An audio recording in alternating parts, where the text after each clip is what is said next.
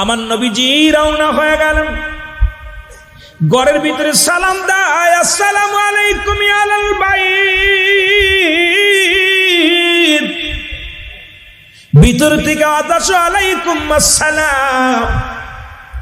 নবী কয় মা গো, আমি আল্লাহর নবী রাহমাতাল লিল আলামিন। ভিতর থেকে মা কয় বাজান রে, আমি আলকামার মা, দুঃখিনী মা জননী। আমার নবী ডাক দিয়ে কয় মা, আমার আলকামা কি অপরাধ করেছে একটু জানতে চাই। আমার সাহাবী কি এত বড় অপরাধ করেছে জানতে চাই গো মা। দুঃখিনী মা ডাক দিয়ে কয় নবী গো, খোদাকে কসম করে বলি, আলকামা জীবনে এক ওয়াক্ত নামাজ ছাড়ে নাই, আলকামা জীবনে রোজা ছাড়ে নাই। দুঃখিনী মার কথা শুনে আমার নবী কয় মা গো, তাহলে আমার মৃত্যু, আমার আলকামার এত মৃত্যু যন্ত্রণা কেন হয়? আলকামা কষ্টে পড়িয়া কান্দে রে, দম বাইর হয় না, সহ্য করতে পারে না। নবী ডাক দিয়ে কয় মা,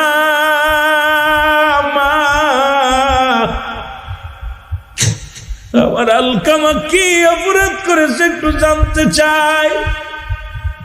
আলকামার মা ডাক দিয়ে কয় নবী গো, আমার জানা মতে আমার আলকামা কোনো অন্যায় করে না, একটা ভুল করেছে। সেই ভুলটা হলো সারা জীবন বড় পরামর্শ অনুযায়ী চলছে। আমি দুঃখিনী মায়ের কোনো কথা মূল্যায়ন করতো না, মনে বড় কষ্ট পেয়েছি রে বাবা। আজকে বউ পাইয়া মাকে বলে যায়। আমরা অনেক যুবক আছি, মা বাবা রাত্রেবেলা ঘুমের ঘরে আমি বলি এইটা মা হল, ওই যে বউ হলো একটা বলিয়াম, ওই যেমন মোবাইলের বলিয়াম, রেডিওর বলিয়াম, কানের করে সব সময় বিন করিয়া আপনার মায়ের বিরুদ্ধে অভিযোগ দেয়। যে নারী আপনার মায়ের বিরুদ্ধে অভিযোগ দেয়, আপনি মনে করতে পারেন সে নারী কোনোদিন আদর্শবান নারী হতে পারে না। কারণ আপনি গর্ভে ধারিণীর মা, আপনার গর্ভে ধারিণী মায়ের বিরুদ্ধে ওই বউ আপনার কানে দিল, আপনি কেমন পুরুষ গো, কেমন সন্তান? মা দুঃখিনীর ওই দুর্নামগুলো শুয়ে শুয়ে শুনলেন। আমি আপনাদেরকে বলে যাই, এমন বিবির প্রয়োজন নাই। দরকার হলে বউটা ছেড়ে দাও, দরকার নাই। কিন্তু দুঃখিনী মাকে কষ্ট দিও না, বাবারে কষ্ট দিও না। কারণ পিতা মাতারে কষ্ট দিয়া দুনিয়ার মধ্যে যা করবা সব বরবাদ হয়ে যাবে। হয়তো ক্ষণিকের জন্য কিছুদিন ভালো থাকবারে বাজান, কিন্তু কবর জগৎ হবে ভীষণ ভয়ঙ্কর, জাহান্নাম হবে ঠিকানা। আল্লাহ আমাদের বুঝার তৌফিক দান করে, জোরে বলেন আমিন। আমার নবী কয় মা গো, আপনি আলকামারে ক্ষমা করে দেন, মাফ করে দেন। আলকামার মা কয় বাজান রে, ওর কথা দ্বারা আমি মনের ভিতরে এত কষ্ট পেয়েছি। বিবিকে মূল্যায়ন করতে, আমাকে মূল্যায়ন করতো না।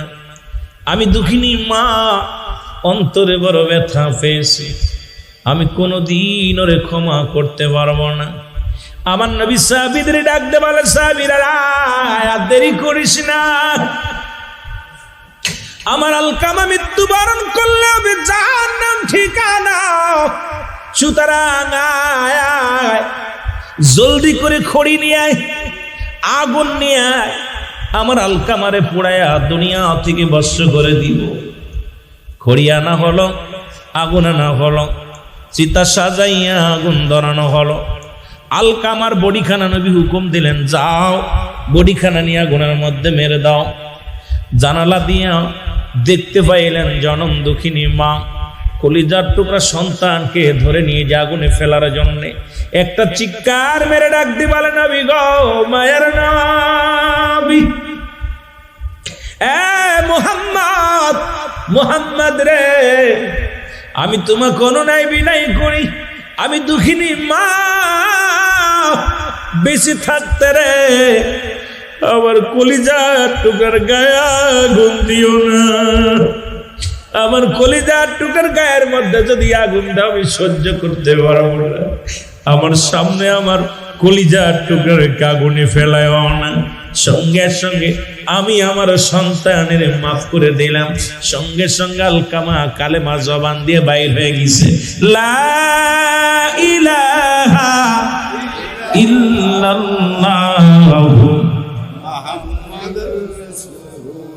সাল্লাল্লাহু আলাইহি ওয়াসাল্লাম। জুরাইজ নামাজগত অবস্থা আছে, চিন্তা করে রে আমি আল্লাহর গোলামি করি, আমার কাছে আমার আল্লাহর কামটা আগে, তারপরে মা। এতভাবে ইবাদতে মাশগুল আছে। জুরাইজের মা 3-4টা ডাক দিছে, ডাকের উত্তর নিলেন না। বলে বাবা রে, দোয়া করে গেলাম, তুই দরজাও খুললি না, ডাকের উত্তর নিলি না। এমন একটা দিন যেন আসে তুই যেন কলঙ্কিত হইয়া, নারী কলঙ্কিত হয়ে ইন্তেকাল করিস। দোয়াটা করার সঙ্গে সঙ্গে রব্বে কারিম লিখে ফেলেছে। জোরে জোরে চিল্লায়া বলা যাবে না মারহাবা। জুরাইজ এমন ভাবে আমল করে গো, ও তো নবীর সাহাবী। বললাম আল্লাহর ওলিদের কথা বলে আমি মূল আলোচনায় যাব। এবার জুরাইজ জগৎ বিখ্যাত বিশাল একজন আল্লাহর ওলি। দলে দলে মানুষ কালেমা পড়ে, দলে দলে মানুষ জুরাইজের কদমে যায়, সব মানুষ জুরাইজের কদমে চলে যায়। কিন্তু মুসলমান শুনে নাও, ওই দেশের যিনি প্রেসিডেন্ট ছিল, রাজা ছিল, তিনি চিন্তা করেন যেভাবে কালেমা প্রচার করা শুরু করেছে জুরাইন, আমার দলে লোক থাকবে না।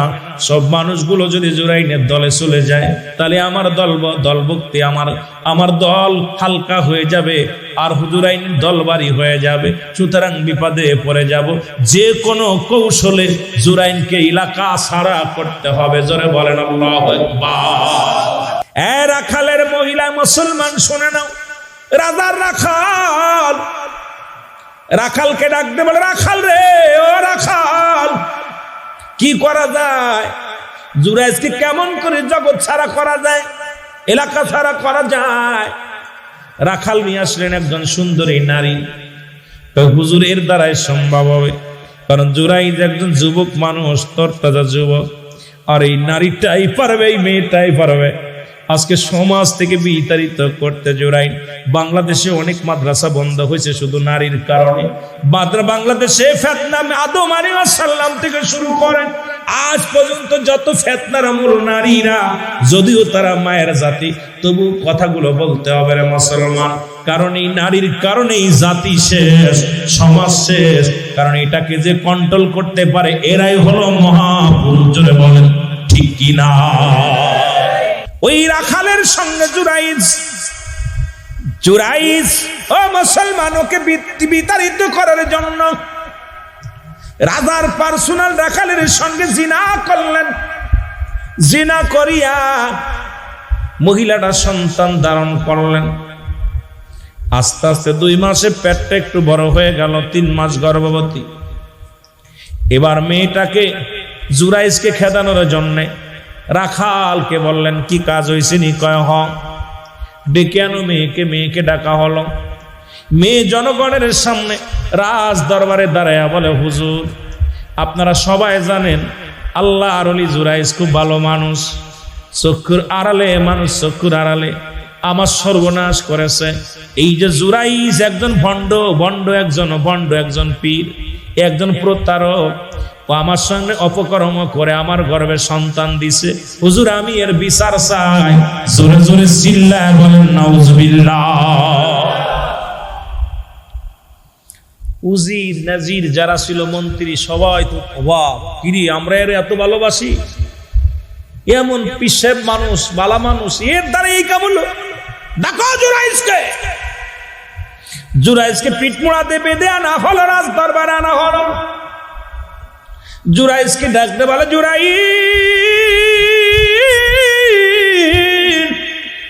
ও জুরাইজ, তুমি কি মেয়েটাকে চেনো?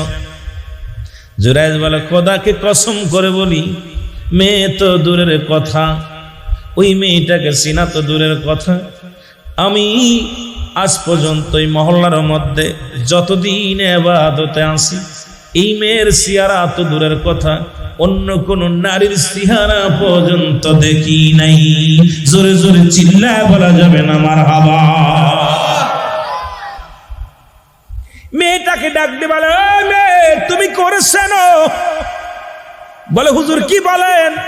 ওই যে তো আমার সর্বনাশ করেছে, ওর সন্তান আমার গর্বে। নাউজুবিল্লাহ।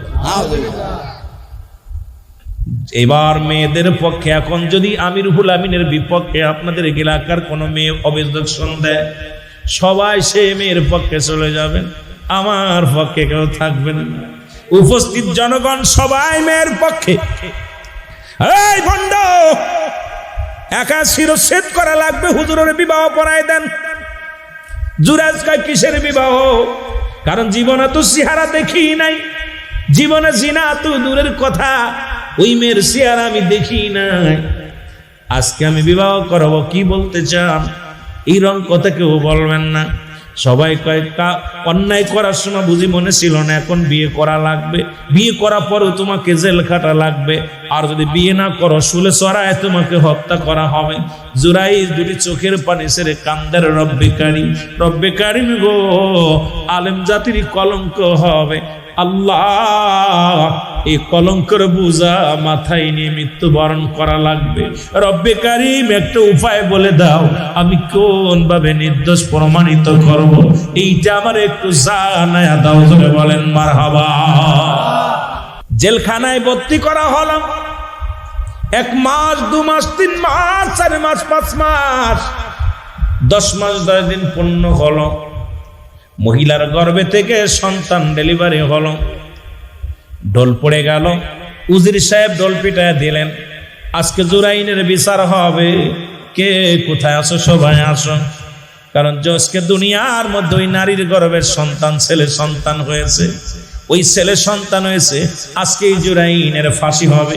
হাজার হাজার জনগণ রাজার দরবারে আসিয়া ডাক দে বলে, জুরাইশ, আজকে তোমার শেষ দিন, বিবাহ করে নাও, এখনো সময় আছে, কলঙ্ক মাথায় নিয়ে বিবাহ করে নাও, তাহলে তুমি বাঁচবে, তুমি বাঁচতে পারবা। জুরাইজকে না, কলঙ্ক মাথায় নিতে পারবা না, কারণ আমার বুঝতে বাকি নাই, আজকে আমার মার দোয়া কবল হয়ে গেছে। জনম দুঃখিনী মা, মারে ও আমার মা, তুমি আমি জুরাইছের এমন বরদোয়া করেছো রে মা, তোমার কলিজার টুকরা সন্তান আজ বড় বিপদের মধ্যে। মা গো, তুমি হাত উঠাইছিল আল্লাহর দরবারে, আমি কলঙ্কিত, আজকে কলঙ্কিনী সমাজের মধ্যে। জোরে জোরে চিল্লায় বলা যাবে না আল্লাহু আকবার। জুরাইন মুসলমান শোনা নাও।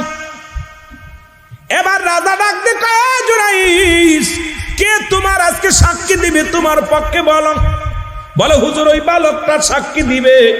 ওই বালক জবান দিয়ে বলবে তার বাবাকে। এবার রাজা বলে, বালকরে বল তোর আব্বাকে। আরো বালক কান্দে। উজির কয় তোর বাবাকে, মন্ত্রী কয় তোর বাবাকে। বালক কোনো কথা বলে না।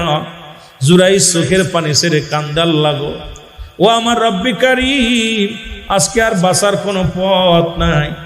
কারণ এই বালক তো কথা বলে না, রাজার কথা শোনে না, মন্ত্রীর কথা শোনে না, এমপি মন্ত্রী কারো কথা শোনে না। আজকে কলঙ্কিত হইয়া দুনিয়া থেকে বিদায় হব আমার আল্লাহ।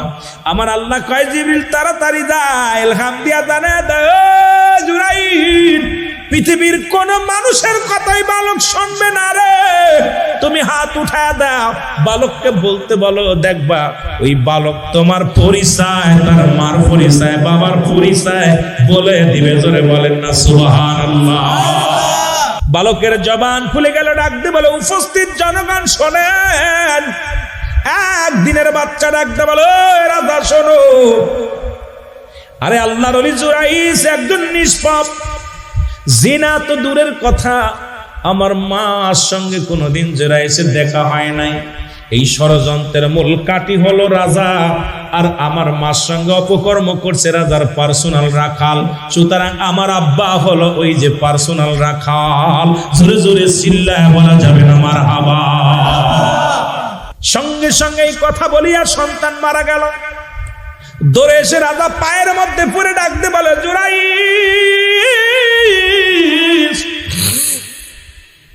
জুরাইজ রে, তুমি আমারে ক্ষমা করে দাও, তুমি আমারে মাফ করে দাও। সব ষড়যন্ত্রের মূল আমি।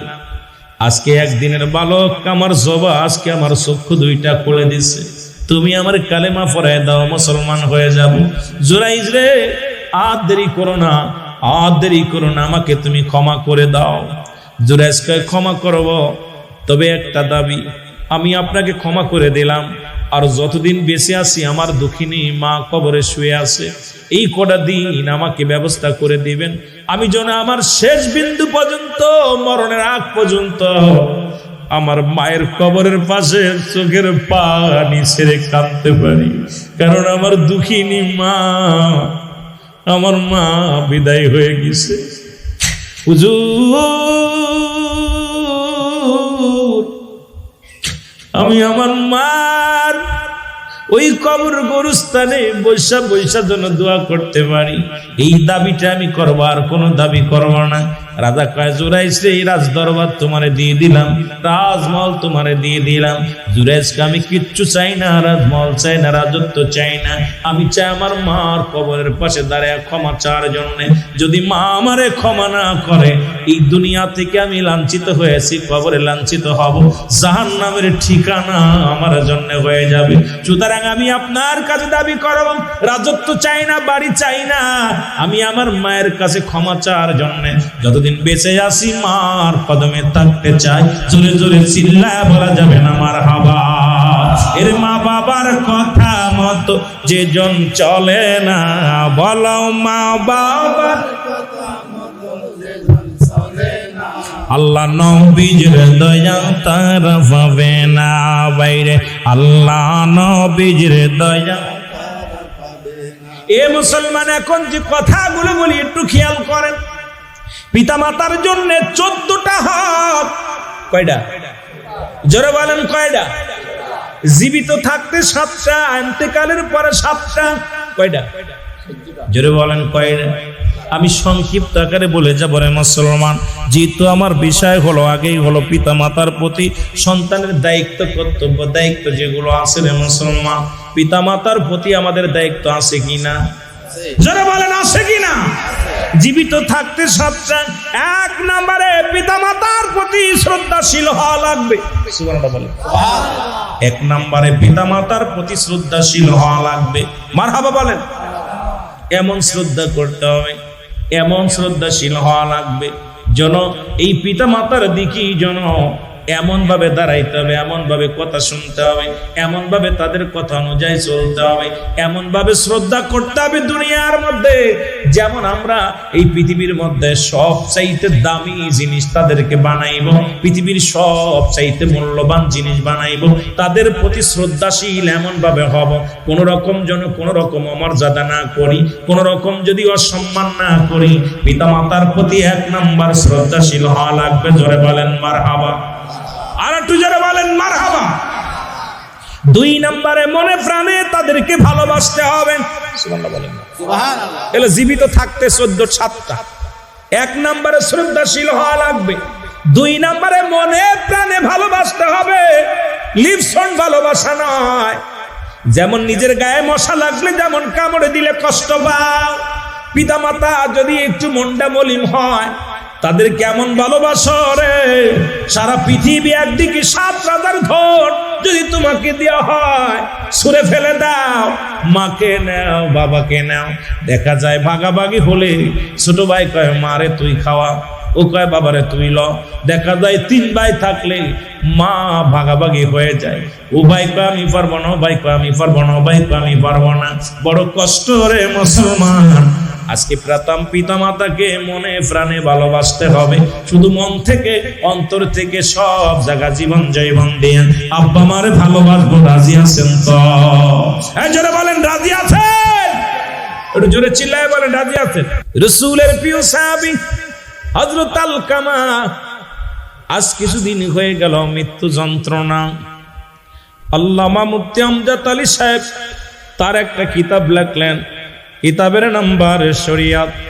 এই কিতাবের মধ্যে উনি লিখতে যা বললেন, দুনিয়ার মানুষ শোনো, মানুষ যখন মারা যায় 70টা তাজা উটের গায়ের চামড়া জবাই না করিয়া উল্টো দিকে টান দিয়া লবণ আর মরিচ লাগায় দিলে যতটুক যন্ত্রণা হয় এর চাইতে 70 গুণ যন্ত্রণা হয় বেশি। হায়রে মৃত্যু যন্ত্রণা, হায়রে মৃত্যুর কষ্ট রে মুসলমান। আল্লাহ নবী বলে, সাহাবীরা রে তাড়াতাড়ি যাও, তাড়াতাড়ি যাও। আমার আলকামার চারিপাশে দাঁড়াইয়া রাসূল বলছে, যখন মৃত্যুর দুয়ার আজরাইল যখন এসে যায়, খবরদার এই সমস্ত মানুষের পাশে দাঁড়াইয়া, এই মানুষের পাশে বসিয়া দুনিয়াবি কোনো আলোচনা করা যাবে না। রাসূল ঘোষণা করে দিয়ে গেছে, যখন কোনো মানুষ মৃত্যুর দ্বারে পৌঁছে যায়, যখন কোনো মানুষ মৃত্যু শয্যায় সজ্জিত হয়, তার চারিপাশে দোয়া কালাম পড়ার জন্য রাসূল হুকুম দিছে, খবরদার দুনিয়াবি কোনো আলোচনা করবা না। কারণ ঈমান হারায়া যেতে পারে, যে কোনো মুহূর্তে ঈমান নষ্ট হয়ে যেতে পারে। ঈমানবিহীন যদি মারা যায়, ওই ব্যক্তির জাহান্নাম ছাড়া কোনো গতি হবে না। এই যে রাসূল এই জন্য হুকুম দিছে, আমার সাহাবীরা রে, তোমাদের পিতামাতা আপনজন যখন মৃত্যু শয্যায় সজ্জিত হবে, তার চারিপাশে যত দোয়া দুরুদ আছে কালেমা পাঠ করবা, দোয়া দুরুদ পড়বা, দুরুদ শরীফ পড়বা। কারণ ইহা দ্বারা ওরে মুসলমান রহমতের ফেরেশতা চারিদিকে বন্টন থাকবে, মৃত্যু যন্ত্রণা কমে যাবে, মালাকুল মউত আসানের সঙ্গে জানটা বাইর করবে। আর পিতামাতার নসিবে যদি কালেমা জুটে যায়, তোমার পিতামাতার জীবনটা বড় ধন্য হয়ে যাবে। জোরে বলেন না মারহাবা। এ মুসলমান গভীর মনোযোগ। রাসূলুল্লাহ বলেন, সাহাবীরা রে তোমরা যাও, তোমরা যাইয়া আমার আলকামা চারিপাশে কালেমা পড়ো, আমার আলকামা চারিপাশে দোয়া করো, তার জন্য মৃত্যু যন্ত্রণা একটু লাঘব হয়ে যায়, আরামে মরণ হয়। সাহাবীরা আসিয়ার আলকামা চারিপাশে দাঁড়াইয়া সারাদিন ভরে দোয়া করে, নফল নামাজ পড়ে দোয়া করে, দুরূদ শরীফ পড়ে, খতম শরীফ পড়ে। নবীজির সাহাবীরা নবীর সাহাবীর চারিপাশে ঘিরে দাঁড়ায়া দাঁড়ায়া দোয়া করে, বসে বসে দোয়া করে। কিন্তু সন্ধ্যা গণে আসলো, মৃত্যু হয় না, মৃত্যু যন্ত্রণাও কমে না। সাহাবীরা দৌড়ে আসলেন, বলে, ইয়া রাসূলুল্লাহ, ইয়া হাবিবাল্লাহ, আপনি যদি আমাদেরকে পাঠাইলেন, কিন্তু আলকামা মৃত্যুবরণ করে না। আলকামার মরণ হয় নাই, আলকামা মৃত্যু যন্ত্রণায় বড় কষ্ট পায় গো নবী। কত মানুষ দেখেছি রে মৃত্যু যন্ত্রণায় জিহ্বা বাইর হয়ে গেছে, আজরাইল যখন হাজির হয়ে যাবে চোখ দুটি বড় বড় হয়ে যায়। ওরে কিছুদিন আগে এক বাইরে জানাজা পড়ালাম, দেখি মরণের পরে পায়খানা করে দিছে, চোখ দুটি বড় বড় হয়ে গেছে। অনেকবার চেষ্টা করলাম চোখ দুটি বন্ধ করার জন্য, বন্ধ করতে পারি না রে।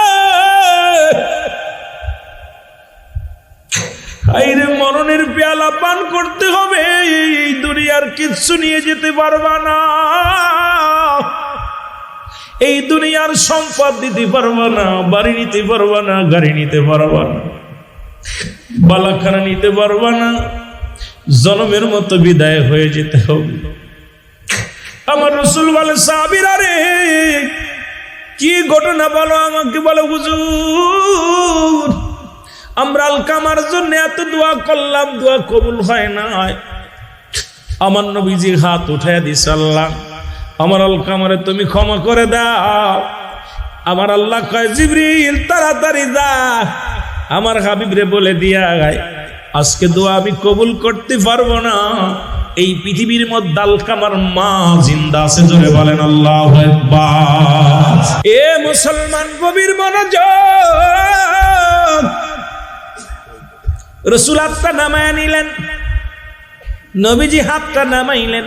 সাহাবীরা বলে, হুজুর আপনি হাত নামাইলেন। নবী কয়, সাহাবীরা রে খবর নাও, আমার আলকামার কে কে জিন্দা আছে। নবীজি বলেন, কে কে জিন্দা আছে? সাহাবীরা বলে, হুজুর ঘরের মধ্যে দেখলাম তার মা দুঃখিনী আছে, এই দুনিয়ার মধ্যে মা জিন্দা আছে, জিবরিল আমিন বলে গেছেন মা জিন্দা আছে। আজকে মার পাগলেরা শোনো, বাবার পাগলেরা শোনো, মার মনে দুঃখ দিয়া পিতা মাতার না ফরমানি সন্তান কাবা শরীফের ইমাম যদি হও, চট্টগ্রামের জামিয়ার শিক্ষক হও, আর চট্টগ্রামের বড় মসজিদের খতিব হও, কসম আল্লাহর বলতেছি পিতা মাতার না ফরমানি সন্তান জাহান্নামী, জাহান্নামী, জাহান্নামী। জোরে বলেন কি না? আমার নবীজি রওনা হয়ে গেলেন, ঘরের ভিতরে সালাম দেয়, আসসালামু আলাইকুম ইয়া আহলাল বাইত। ভিতর থেকে আদাশু আলাইকুম আসসালাম। নবী কয় মা গো, আমি আল্লাহর নবী রাহমাতাল লিল আলামিন। ভিতর থেকে মা কয় বাজান রে, আমি আলকামার মা, দুঃখিনী মা জননী। আমার নবী ডাক দিয়ে কয় মা, মা আমার আলকামা কি অপরাধ করেছে একটু জানতে চাই। আমার সাহাবী কি এত বড় অপরাধ করেছে জানতে চাই গো মা। দুঃখিনী মা ডাক দিয়ে কয় নবী গো, খোদাকে কসম করে বলি, আলকামা জীবনে এক ওয়াক্ত নামাজ ছাড়ে নাই, আলকামা জীবনে রোজা ছাড়ে নাই, আলকামা জীবনে অন্যায় করে নাই, কারোর গায়ে হাত দেয় নাই, আলকামা কোনোদিন জুলুম করে নাই, আলকামা কোনো অপরাধ করে নাই। দুঃখিনী মার কথা শুনে আমার নবী কয় মা গো, তাহলে আমার মৃত্যু, আমার আলকামার এত মৃত্যু যন্ত্রণা কেন হয়? আলকামা কষ্টে পড়িয়া কান্দে রে, দম বাইর হয় না, সহ্য করতে পারে না। নবী ডাক দি কয় মা, মা আমার আলকামা কি অপরাধ করেছে একটু জানতে চাই। আলকামার মা ডাক দি কয় নবী গো, আমার জানা মতে আমার আলকামা কোনো অন্যায় করে না, একটা ভুল করেছে। সেই ভুলটা হলো সারা জীবন বড় পরামর্শ অনুযায়ী চলছে। আমি দুঃখিনী মায়ের কোনো কথা মূল্যায়ন করতো না, মনে বড় কষ্ট পেয়েছি রে বাবা।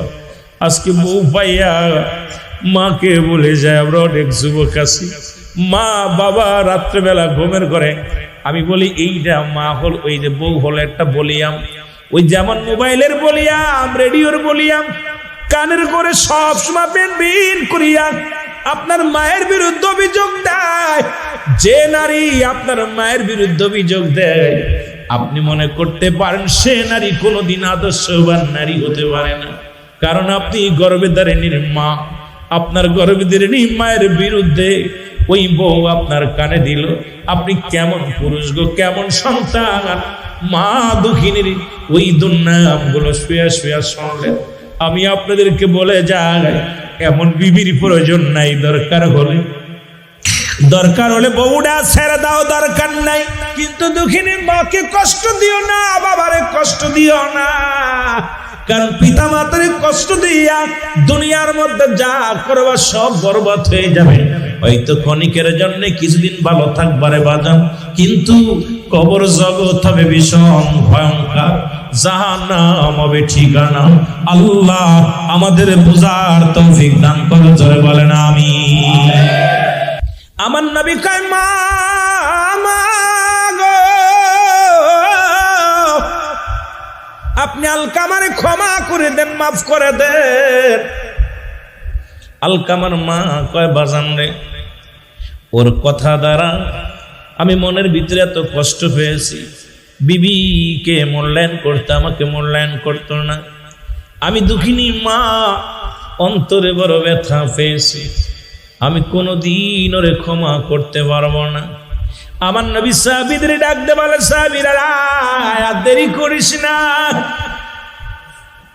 আমার আলকামা মৃত্যুবরণ করলে হবে জাহান্নাম ঠিকানা। সুতরাং আয়, জলদি করে খড়ি নিয়ে আয়, আগুন নিয়ে আয়, আমার আলকামারে পোড়ায়া দুনিয়া থেকে বর্ষ করে দিব। খড়ি আনা হলো, আগুন আনা হলো, চিতা সাজাইয়া আগুন ধরানো হলো। আলকামার বডিখানা নবী হুকুম দিলেন, যাও বডিখানা নিয়ে আগুনের মধ্যে মেরে দাও। জানালা দিয়া দেখতে পাইলেন জনম দুঃখিনী মা কলিজার টুকরা সন্তানকে ধরে নিয়ে যে আগুনে ফেলার জন্য একটা চিৎকার মেরে ডাক দি বলে, নবী গো, মায়ের নবী, এ মুহাম্মদ, মুহাম্মদ রে, আমি তোমাকে অনুনয় বিনয় করি, আমি দুঃখিনী মা, বেঁচে থাকতে রে আমার কলিজার টুকার গায়ে আগুন দিও না। আমার কলিজার টুকার গায়ের মধ্যে যদি আগুন দাও আমি সহ্য করতে পারবো না। আমার সামনে আমার কলিজার টুকার আগুনে ফেলায় না। সঙ্গে সঙ্গে আমি আমার সন্তানের মাফ করে দিলাম। সঙ্গে সঙ্গে আলকামা কালেমা জবান দিয়ে বাইর হয়ে গেছে, লা ইলাহা ইল্লাল্লাহু সাল্লাল্লাহু আলাইহি ওয়াসাল্লাম, আশহাদু আল্লা ইলাহা ইল্লাল্লাহু ওয়াহদাহু লা শারীকা লাহু ওয়া আশহাদু আন্না মুহাম্মাদান আবদুহু ওয়া রাসূলুহু। আজ থেকে 1 মাস আগে মারে হারাইলাম, আজ থেকে 6 মাস আগে বাবা মারে হারাইলাম। এই আমলটা যদি আগে পাইতাম, কত বড় ফজিলাত আমরা বঞ্চিত হয়ে গেলাম, এত বড় নিয়ামত থেকে আমরা বঞ্চিত হয়ে গেলাম। ইয়া রাসূলুল্লাহ, ইয়া হাবিবাল্লাহ, এই কথাগুলো যদি আগে জানতাম, আমরাও পিতামাতার সালাম দিয়া নেকি দিয়ে অংশগ্রহণ করতে পারতাম। নবী গো, আমাদের মা নাই, বাবা নাই রে। ইয়া রাসূলুল্লাহ, ইয়া হাবিবাল্লাহ, মনে বড় ব্যথা, মনে বড় কষ্ট। আমাদের দুনিয়ার মধ্যে জিন্দা নাই আব্বা মা। আমার নবী ডাক দিয়ে বলে, উম্মতিরা রে, তোমরা কি জানো না আমিও নবী এতিম, আমার মা নাই, আমার বাবা নাই। যখন আমি 6 মাস মায়ের গর্ভে বাবা বিদায় নিয়ে গেছে, জীবনের চামড়ার চোখ দিয়ে আম্মা বাবাকে দেখি নাই। যখন আমার বয়স 6 বছর বয়স, মা দুনিয়া থেকে বিদায় হয়ে গেছে। 6 বছর 6 মাস যখন বয়স, আমাকে আদর করত আমার দাদা আব্দুল মুতালিব, সেও বিদায় হয়ে গেছে। এরে মুসলমান, শোনে নাও, শোনে নাও, চাচা আবু তালিব উনিও লালন পালন করতেন, উনিও বিদায়। পৃথিবীর মধ্যে আমার মতো এতিম কেউ নাই, আমার মতো অসহায় কেউ নাই। আমার আল্লাহ ডাক দে কয়, জিবরিল রে, সাহাবীদের চোখেও পানি, নবীর চোখেও পানি। আমার নবীও কান্দে, সাহাবীরাও কান্দে। দৌড়ায় যাও, যাদের আব্বা মা দুনিয়ার মধ্যে নাই তাদেরকে জানাই দিয়ে আসো। রে আদম নবী দোয়া করেছিল, আমার সাথে পড়েন, রব্বানা জালামনা আনফুসানা ওয়া ইল্লাম তাগফির লানা ওয়া তারহামনা লানাকুনান্না মিনাল খাসিরিন। আদমরাও তো দোয়া শিখায়া দিছে, রব্বে কারীম। আদম দোয়া করে, আল্লাহ আমার রব, ও আমার প্রতিপালক, আমি জালিমদের অন্তর্ভুক্ত হয়ে গেছি, আমাদের তুমি ক্ষমা করে দাও। আর আখিরি নবীর দোয়া শিখায় দেয়, উম্মতিরা কান্দে, নবীও কান্দে রে। আমার আল্লাহ কয়, হাবিব, আপনার চোখে পানি, আপনার সাহাবীদের চোখে পানি আমি সইতে পারি না রে।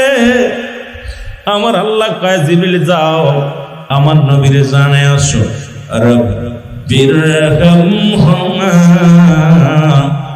কামা রাব্বায়ানি সগীরা। জোরে জোরে বলেন, রব্বিরহামহুমা কামা রাব্বায়ানি সগীরা।